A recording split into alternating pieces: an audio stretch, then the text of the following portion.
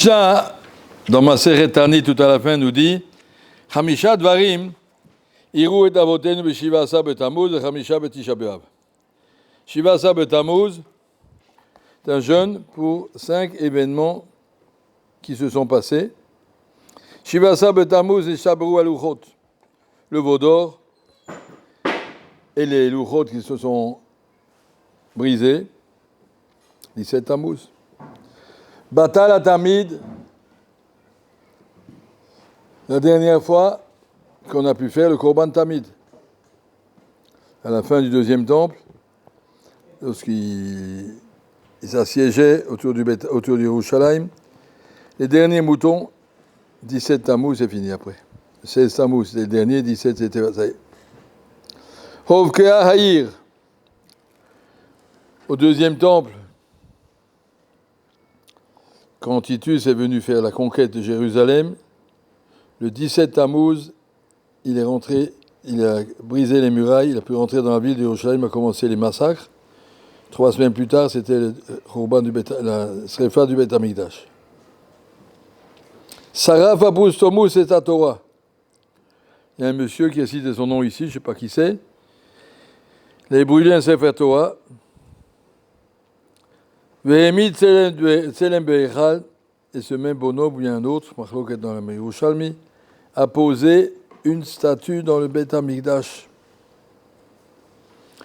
Des événements qui font que le Tzom HaRevi'i, comme on l'appelle dans les Nevi'im, est un jour vraiment très grave. C'est pas tombé par hasard, puisqu'on voit qu'il y a beaucoup d'événements qui sont arrivés le même jour. C'est ce jour-là qui est Gorem.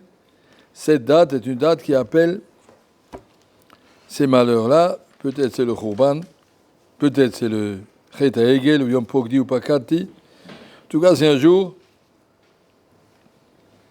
On a dit ce matin dans le Yiratzon que le Jbourou va nous les remettre comme jour de fête. Quand le Beth Amikdash sera reconstruit, que le Mashiach viendra le 17 Tammuz, c'est un jour de Yom Tov, le Sasson ou le Simcha. C'est-à-dire que c'est un jour spécial. Soit il tire dans un sens, soit dans l'autre. C'est un jour qui a une grande force. C'est le jour où est mort Boaz aussi. On sait que Boaz s'est marié avec Ruth, et le lendemain matin, il est décédé, c'est le 17 Tammuz. Donc il faut essayer de rattacher ces événements l'un à l'autre, et avec nous, pour comprendre qu'est-ce qu'Akadosh Baruch Hu a fait ce jour-là, et qu'est-ce qu'on attend de nous aujourd'hui, le 17 Tammuz.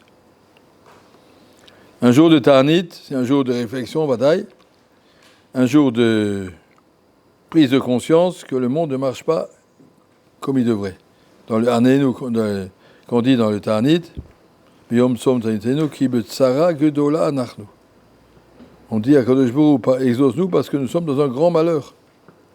Et le vrai malheur aujourd'hui, c'est qu'on ne sait même pas qu'on est dans un malheur, tout va bien. Tu vois, ça va, tout va bien. Ça pourrait aller mieux, non? C'est magnifique, tout va bien. Bon, si je change la voiture, c'est un peu mieux, mais comme ça déjà, hein. Ça va, tout va bien. Alors que nous sommes Ki B'Tsara Gedola Anachnu. Toute la situation du Am Israël est B'Tsara Gedola. Alors toute l'année, on ne veut pas y penser, mais il y a des moments où il faut s'arrêter et réfléchir. B'Tsara Gedola Anachnu. Et qu'est-ce qu'on fait quand on est B'Tsara?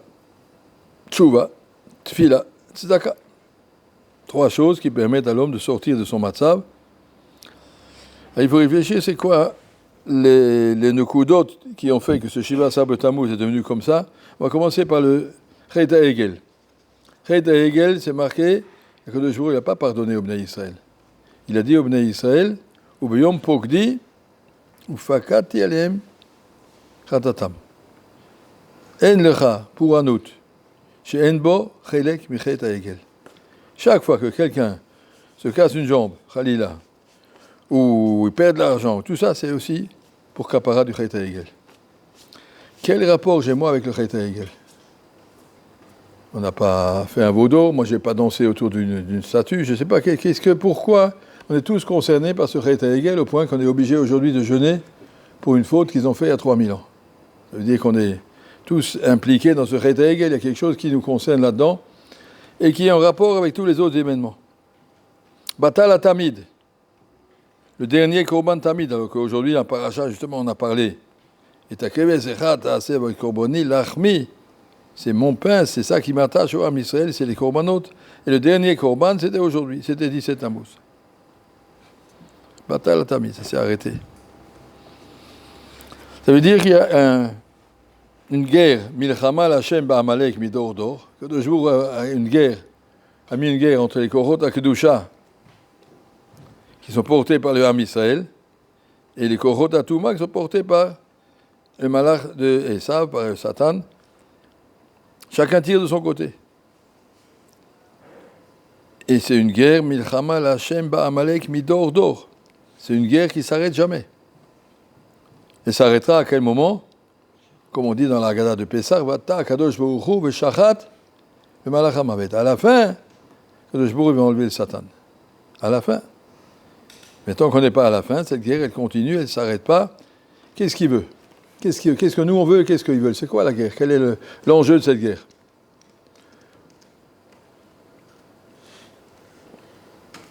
D'un côté, on dit la Hashem haaretz umloa, le monde entier est à Kadosh Baruch Hu.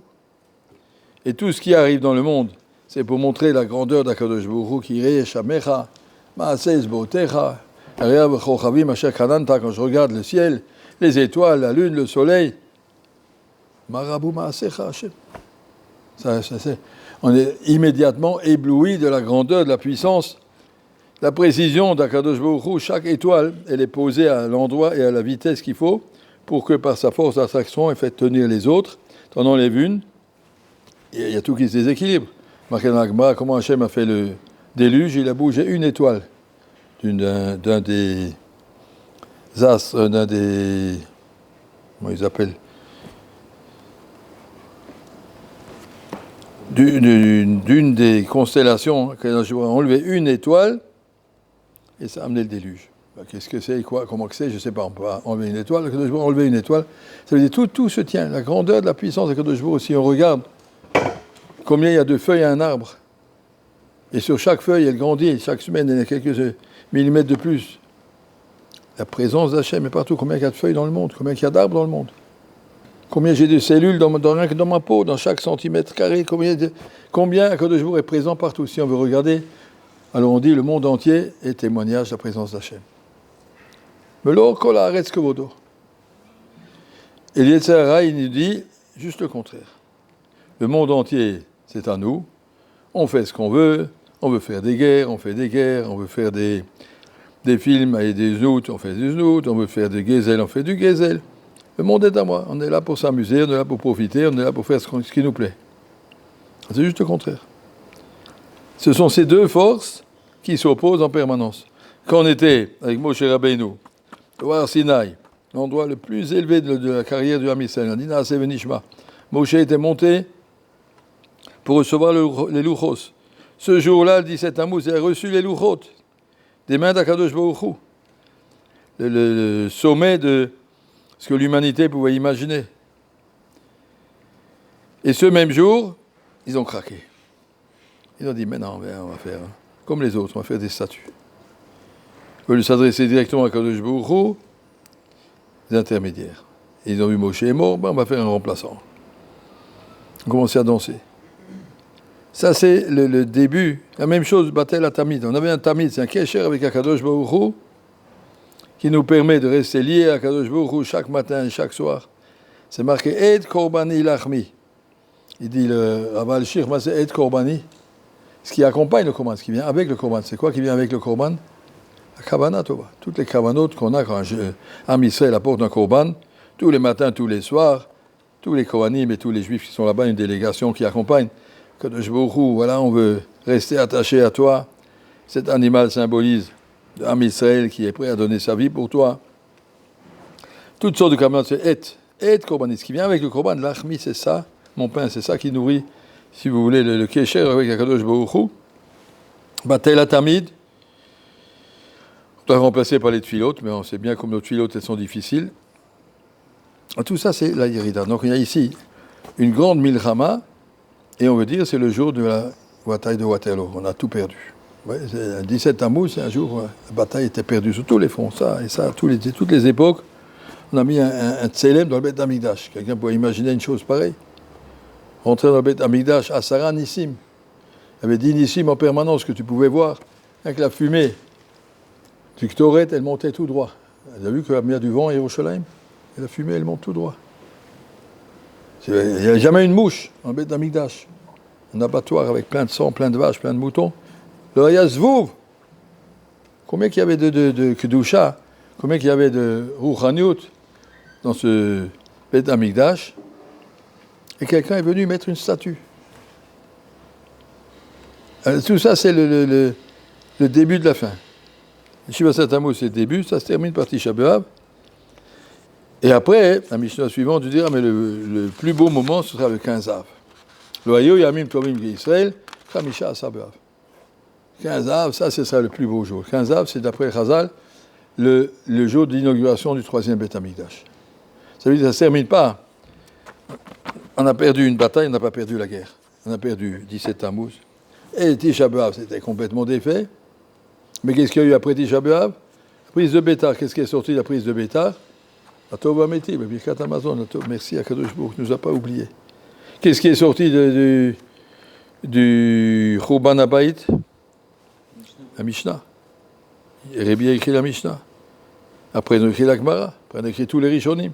Tout ça, c'est sorti à cause des situations du Galout du Ham Israël. Il fallait que les gens puissent se retrouver dans des Sfarim, puisqu'ils ne se retrouvaient plus entre eux toute la journée pour étudier. Si on réfléchit encore aujourd'hui, quelqu'un m'a parlé d'où c'est que vous pouvez montrer la grandeur du Ham Israël à l'époque des Yoshua et Shoftim. J'ai dit, tu peux imaginer qu'il n'y avait pas un livre de Mishnah, ni un livre de Gemara, ni un livre de Rashbo, ni un Ktsois. Il n'y avait aucun livre. Ils avaient un Chumash, et ils devaient gérer dans leur tête toute la Torah Kula, d'une façon ou d'une autre, que tout se tienne. Ils avaient des marachot, des sugyot qui se tenaient, qui traversaient le chasse. Ils devaient connaître et savoir et répéter. Il n'y avait pas de texte qu'on doit apprendre par cœur. Il n'y avait que des moussagim. Il fallait intégrer toutes ces informations et les comprendre, et les ajouter, et les suivre, et développer la Torah. C'est quelque chose d'extraordinaire. Le Rida, il dit quelque part, si tu dis, montre-moi que nos générations sont moins grandes que celles d'avant, il dit, à l'époque, avant qu'il y avait le chasse écrit, les gens, ils apprenaient par cœur. Et qu'est-ce qu'ils faisaient qu'ils les apprenaient par cœur? 29 jours par mois, ils étaient dans la forêt pour répéter. Un jour par mois, on est venu étudier. On a étudié toute une journée, on apprenait des tas de nouvelles choses, et après on repartait dans la forêt pour répéter tout ce qu'on avait déjà appris, sinon on va tout oublier. Sans arrêt, tu dois répéter, sinon tu vas tout oublier. Il n'y a pas de livre. Tout était palpé. Et le limoud était fait comme ça, et dit le Rida, d'après cette situation, tu n'as pas question de partir en vacances. Il n'est pas question de Ben Azmanim. Il n'est pas question de rien du tout. Il y a marqué que Rabbi Shimon Bar Yochai, quand il s'est marié, il a pris une semaine chez Brachot. Quand il est revenu sur Chavruta, il a dit, je comprends, tu n'étais plus au courant, je ne sais même pas de quoi tu parles. Et c'est Rabbi Shimon Bar Yochai, c'est le contraire, lui, avec Chavruta, un des deux, je ne me rappelle plus. En tout cas, un décalage d'une semaine, c'était perdu. Savoir comment c'était l'intensité du Kesher entre Am Israël et la Torah, quelque chose qu'on ne peut pas imaginer. On ne peut pas imaginer. Et on est ma'amin, que la Torah Mtsuya Biadeinu, toutes les Sfarim qu'on a ici, il y a Torah Génital Moshe B'Sinaï, c'est ce que Moshe Rabbeinu a appris au Sinaï, il a enseigné pendant 40 ans au Bnei Israël. Il a enseigné, répété et tout, et qu'après ils pouvaient étudier ensemble, ils pouvaient continuer pendant toute l'histoire, et c'est inimaginable. Arrive un moment, on descend, on arrive au 17 Tammuz, et le 17 Tammuz, il se reprend dans chaque génération à tous les niveaux. Une fois c'était le Hegel, et après c'était le Batel Atamid, et après c'était Muhammad Selen Behechal, Israël Sefer Torah, et la ville de Jérusalem a été ébréchée, cassée, alors que c'était impossible. Le Midrash nous raconte qu'il a essayé pendant 3 ans et demi de faire le tour de la ville, il n'arrivait pas, jusqu'à ce qu'il a vu que les murailles s'enfoncent dans la terre. Je ne sais pas si c'était à Bétar ou à Yerushalayim, à Bétar. En tout cas, c'est quelque chose de tout à fait particulier de voir cette guerre entre le mal et le bien. Et nous sommes maintenant les derniers soldats du tzad de Kedusha, et ça c'est notre milchama, amener le monde jusqu'au Mashiach. Animamin bemuna shlema, c'est évident que le bien va terminer. Rabbi Israël me disait, quand tu vois une bataille entre deux côtés, mets-toi toujours du côté du gagnant. On ne sait pas à l'avance qui sera le gagnant. Mais là, entre le bien et le mal, tu sais que le Baruch Hu a dit qu'à la fin, c'est le bien qui va gagner. Alors mets-toi du côté d'Akadosh Baruch Hu, tu es sûr de gagner. Mets-toi dans ceux qui veulent lutter pour la Torah et les mitzvot et la Yirat Shamayim, et ne mets pas dans le côté de ceux qui sont en train de nourrir le Tzadara Khalila. Ça, c'est notre réflexion sur Shiva Asar Tammuz, un peu, on ne va pas dire décourageant, mais enfin, il faut admettre la situation, qu'on est vraiment loin de tout ce qui existait, et que, je sais pas, je veux dire, Mishaboura, c'est marqué en Shulchan Aruch. Les gens sérieux, ils jeûnent tous les lundis et tous les jeudis. Dans Shulchan Aruch, c'est marqué. Bon, on le fait pas. Si je me demande aujourd'hui, Mishaboura, il dira de pas le faire, on n'est pas capable. Mais on vivait tout à fait à un autre niveau. Les gens, ils vivaient avec une émouna, une irat shamaim, quelque chose de tout à fait aucun rapport. Et d'une génération à l'autre, ça descend.